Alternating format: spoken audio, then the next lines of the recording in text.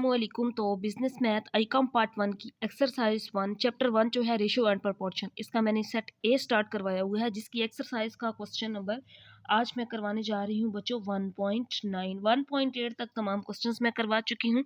Channel पर first time आए हैं तो सब्सक्राइब कर दीजिएगा, वीडियो को लाइक कर दीजिएगा। 1.9 क्वेश्चन की पहले स्टेटमेंट को समझते हैं, फिर इसके बाद इसका सोल्यूशन करेंगे।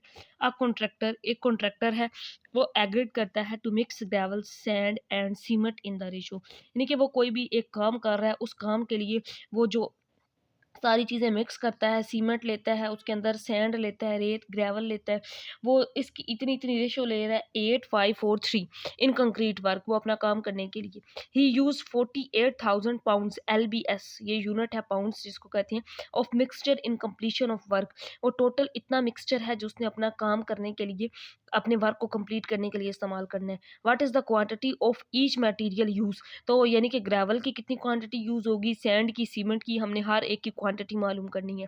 तो जिस तरह हमने पहले वाले क्वेश्चंस किए हैं 1.8 तक, सेम यही क्वेश्चन इसी तरह है।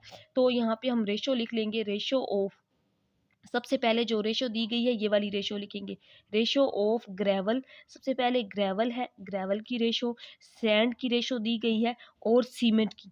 इन तीन चीज़ों की रेशो है जिसको हम लिख लेंगे, रेशो ऑफ ग्रेवल, सैंड और सीमेंट। तो ये रेशो क्वेश्चन के अंदर गिवन है 8:5:3, ये रेशो दी गई है।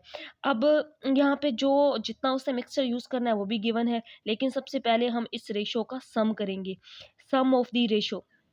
तो सम कर लेते हैं 8 + 5 + 3, तो 8 और 5 आ जाएगा, ये ऐड करने से 10 13 13 में 3 ऐड कर देंगे तो जवाब आ जाएगा 16। टोटल मिक्सचर कितना है, जितना मिक्सचर उसने इस्तेमाल करना है, टोटल मिक्सचर दिया गया है 48,000 और साथ इसके यूनिट है LBS, जिसको हम पाउंड्स में कहते हैं। ये टोटल मिक्सचर है। अब हमने रेशो ग्रेवल की अलग करनी है, सैंड की अलग करनी है और सीमेंट की अलग करनी है। तो पहले यहाँ पे हम ग्रेवल की निकालेंगे। तो इसकी जो रेशो है वो 8 है, 8 divided by sum of the ratio 16 और मल्टीप्लाई टोटल मिक्सचर। तो ऊपर वाली दोनों वैल्यूज़ को मल्टीप्लाई करके जब 16 पे डिवाइड कर देंगे तो जवाब आ जाएगा 2400 पाउंड्स LBS, ये यूनिट साथ लिख देंगे।